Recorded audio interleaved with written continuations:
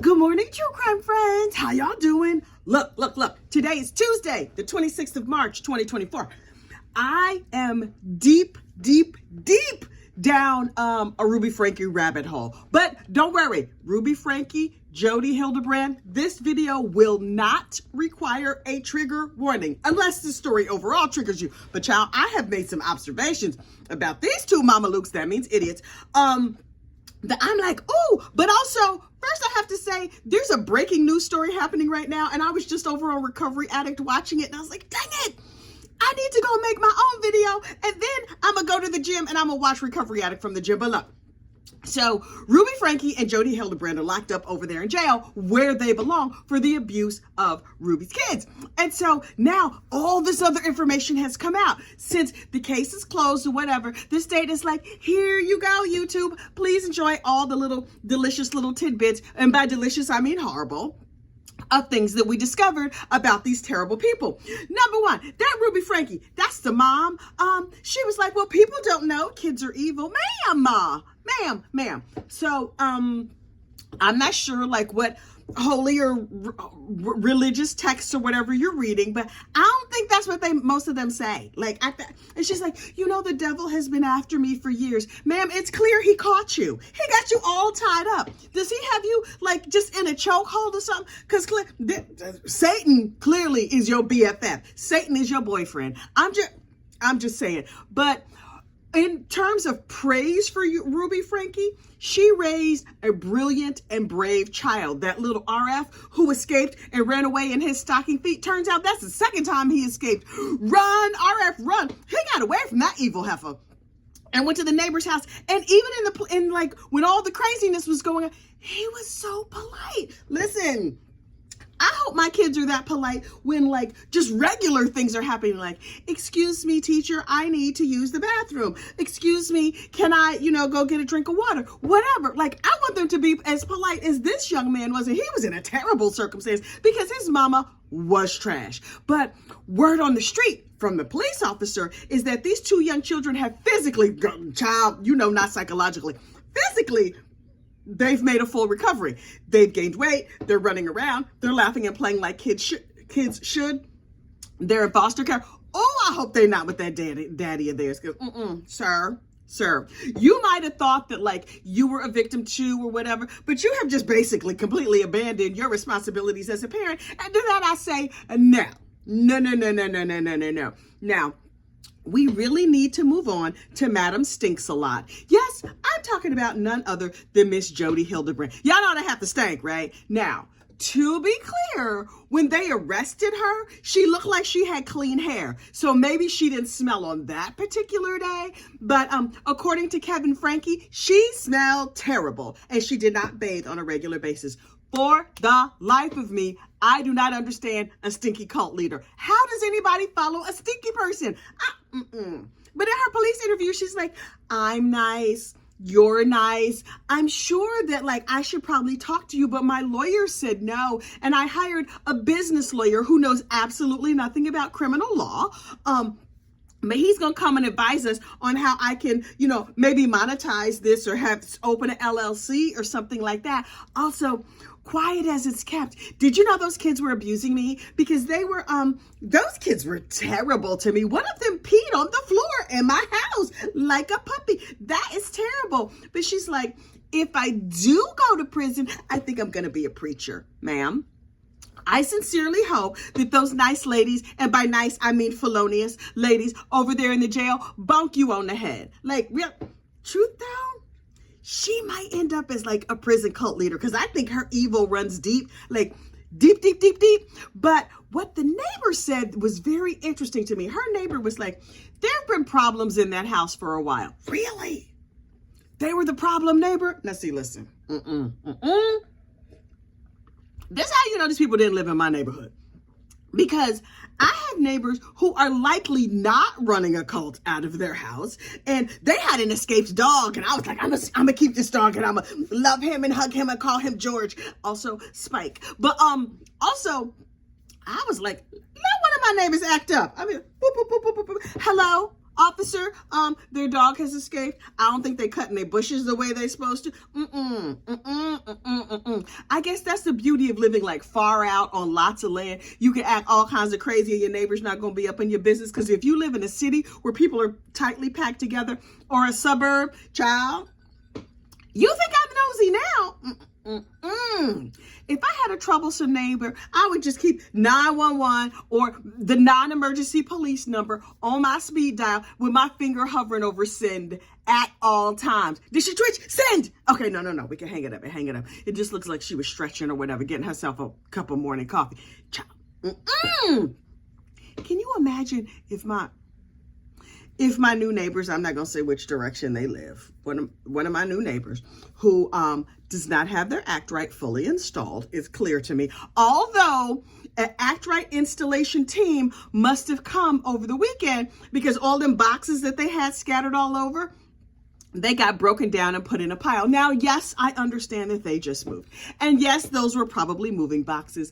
I get it. But what you can't do is just have boxes spread all over the place on a windy day. And now they in my yard. I bet you they not. I bet you they are not. Because I will happily have my children and myself, we will just pile them right on your front porch to help you out. Because we're good neighbors like that. You're welcome. And Jody says she had lived in that house for 6 years. Really? And that's all the furniture you had? You had like a couch and one rug? Really? Okay. Yesterday, I was watching Paul from Reporting Live from My Sofa. Oh, I love me some Paul from... Good morning, Paul from Reporting Live from My Sofa. I don't even know. Paul and his little dog, Roscoe P. Coltrane. If you know who Roscoe P. Coltrane is, you're old. Anyway, so Paul and Roscoe would talk about this Jodi Hildebrand situation, and Paul pointed out something very interesting that I had not thought about. When the cops came to Jodi's house, she was like, we have Airbnb guests over there. Apparently she has a casita. Casita means small house. There's a small house on her property. Oh, that's where Ruby was probably sitting when the cops showed up.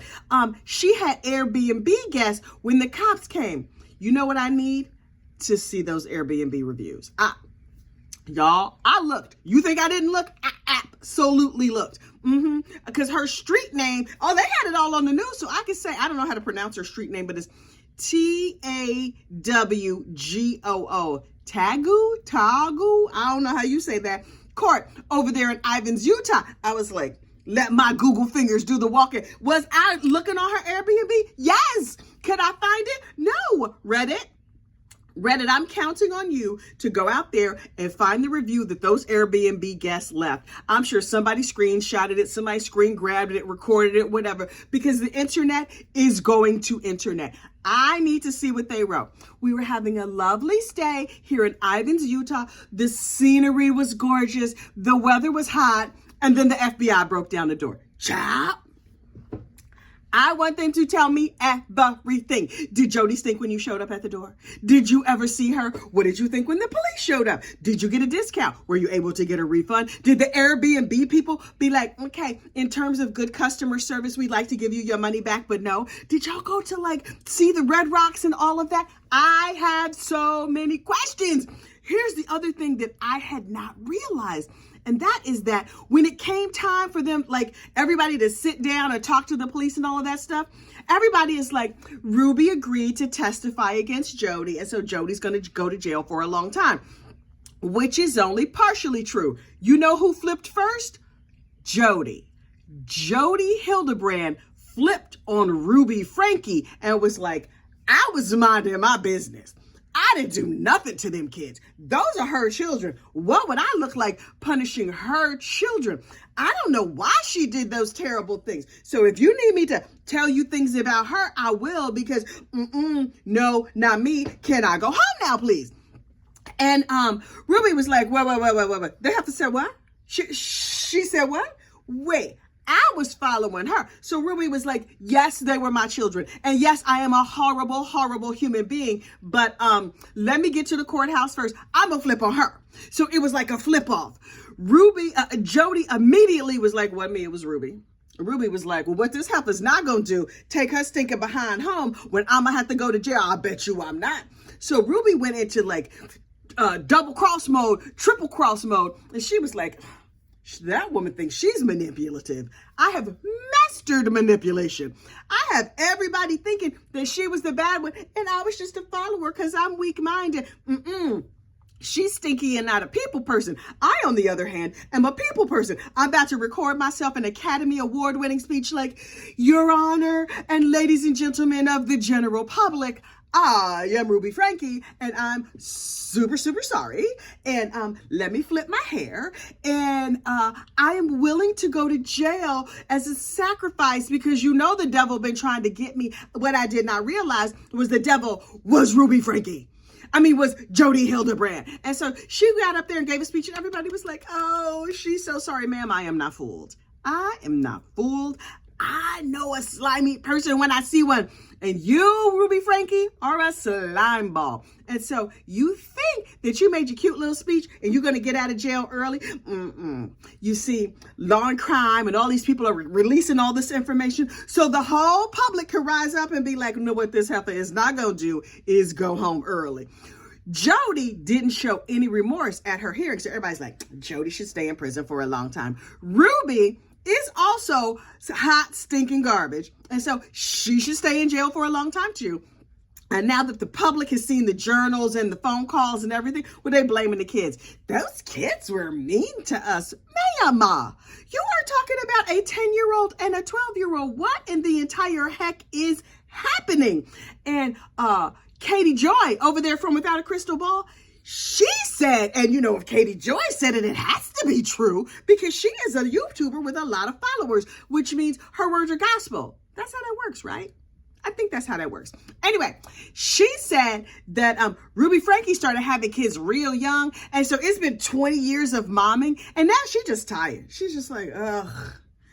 Obviously, I'm going to have to get the devil out of these children. And so instead of just like being nice to them and making them peanut butter sandwiches, I'm going to be real mean to them and probably end up in jail.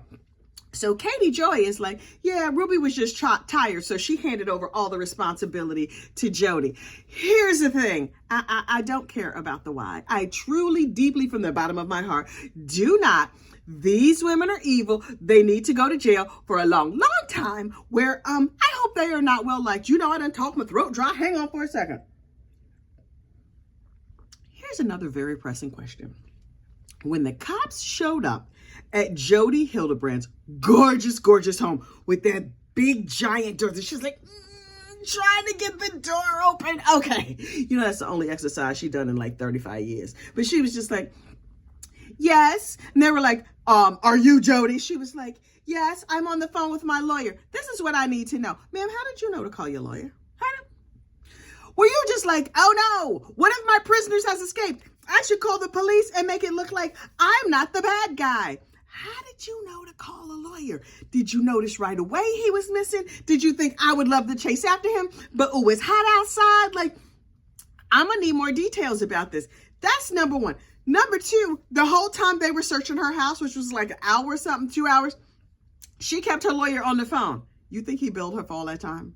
I'm willing to bet he built her. If you know lawyers, like I know lawyers, he's like, this is a terrible situation. Also, let me press start on my timer so I can charge this heifer $1,000 an hour because she got a big house now. She not gonna keep that big house for a real long time. So I'm gonna need to collect my legal fees first and foremost. Thank you so much.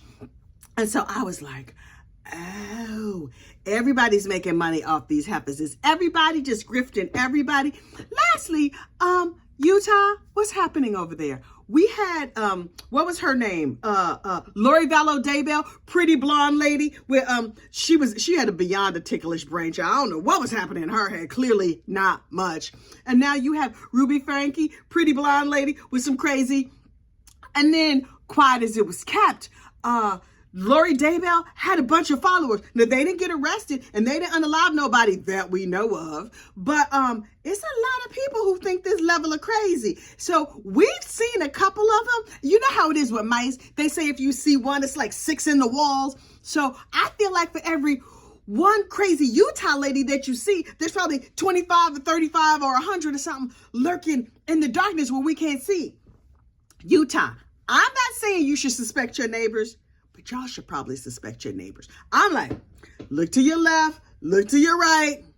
One of y'all might be in the cult. I'm not saying, I'm just saying. So, my next batch of muffins is about to come out the oven, so you know I got to run. Also, I got to go back over to Recovery Aid to see what's happening with this collapsed bridge in Maryland. I have driven over that bridge, thankfully not in the middle of the night. Oh, I hope everybody is okay.